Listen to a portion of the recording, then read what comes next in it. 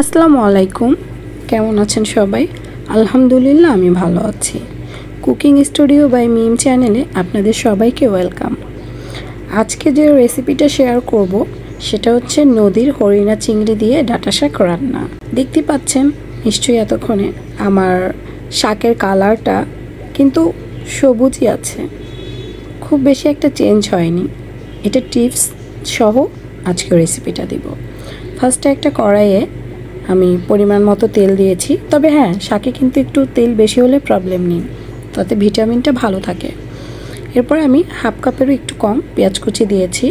যে কোনো শাক রান্নায় আপনারা পেঁয়াজ কুচি বা যে কোনো মশলা খুব কম ইউজ করবেন, তাহলে পুষ্টি গুণাগুণটা খুব ভালো থাকবে, টেস্টটাও ভালো থাকবে।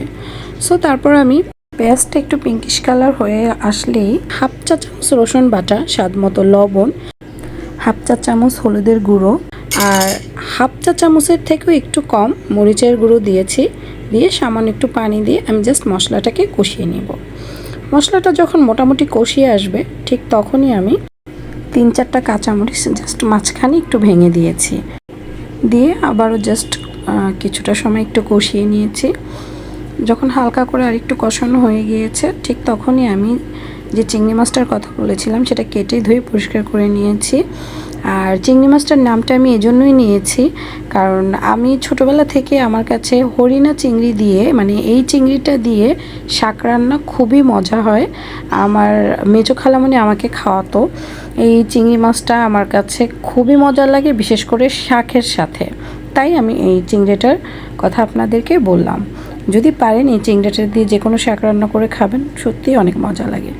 এই নিয়ে চিংড়িটা দিয়ে ভালো করে একটু নেড়ে চেড়ে চিংড়ির যে একটা ফ্লেভার আছে সেটা আসার পরে আমি ডাঁটা শাকটা কেটে ধুয়ে পরিষ্কার করে রেখেছিলাম সেটা দিয়ে জাস্ট 1 মিনিটের মতো বা 2 মিনিটের মতো একটু কষিয়ে নিব। খুব বেশি কষানোর প্রয়োজন নেই।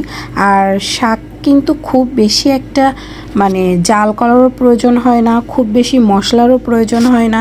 জাস্ট হালকা, আমি যে কী মশলা দিয়েছি সেটা দেখতেই পেয়েছেন।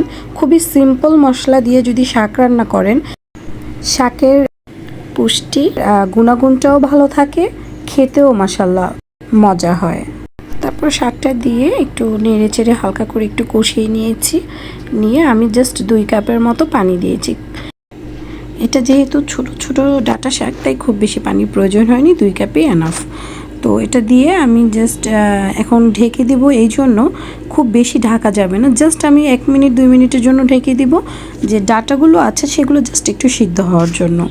আমি জাস্ট ঢেকে দিয়ে 1-2 মিনিট পরেই সেটা তুলে ফেলবো। এরপর আর রান্নাটা শেষ করার পর্যন্ত আর ঢেকে দিব না। এভাবে সেম ওয়েতে যদি আপনারা রান্না করেন তাহলে শাকের কালারটাও ঠিক সবুজ থাকবে। অনেকেই বলেন যে শাক রান্না করলে শাকের কালারটা চেঞ্জ হয়ে যায়, সবুজ কালারটা থাকে না। সো আজকে দেখতেই পাচ্ছেন আমি কিভাবে রান্না করেছি, খুবই সিম্পলভাবে রান্না করেছি। তারপর মাশাল্লাহ দেখেন আমার শাকের কিন্তু কালারটা চেঞ্জ হয়নি, আমার শাকের কালারটা কিন্তু সবুজই আছে, কিন্তু খেতেও মাশাল্লাহ খুবই মজা হয়েছে। আর শাকটা খুব প্রপারলি সিদ্ধও হয়েছে। আমি যেহেতু গ্রেভি এটা রান্না করছি তাই গ্রেভিটা আমি একটু বেশি করে রাখছি, তাহলে অনেক মজা লাগে খেতে। দেখতেই পাচ্ছেন মাশাল্লাহ শাকের কালার বা রান্নার লুকস সব কিছু দেখেই বুঝতে পারছেন আলহামদুলিল্লাহ অনেক মজা হয়েছিল। আমার রেসিপিগুলো যদি আপনাদের ভালো লেগে থাকে তাহলে অবশ্যই সবাই আমার চ্যানেলটিকে সাবস্ক্রাইব অ্যান্ড ফলো দিয়ে রাখবেন। ধন্যবাদ সবাইকে। আল্লাহ হাফেজ।